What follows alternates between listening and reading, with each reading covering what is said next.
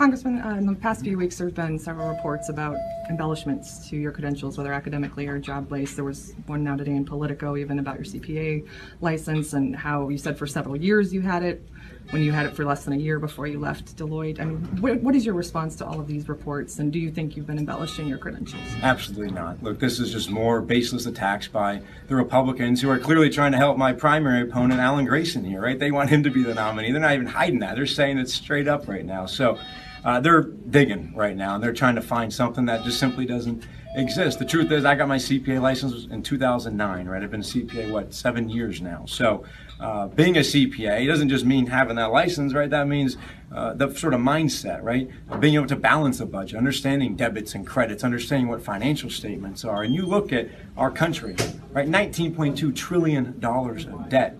If elected to the U.S. Senate, I would be the second CPA in the history of our country to serve there.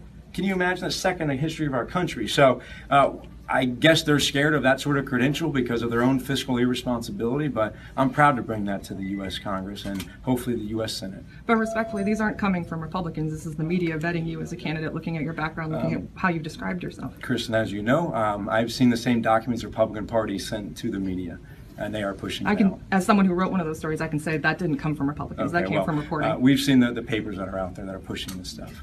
But do you, when it comes to the University of Miami, for instance, do you think you embellished? And absolutely not. And Kristen, as you know, we discussed this story. That particular story was talked about after I was a member of the U.S. Congress, right? So who would embellish a resume intentionally after you're a member of the U.S. Congress? It just doesn't factually add up. So, happy to keep talking about this. This is kind of almost a funny one to me to say 2 majors, 2 degrees.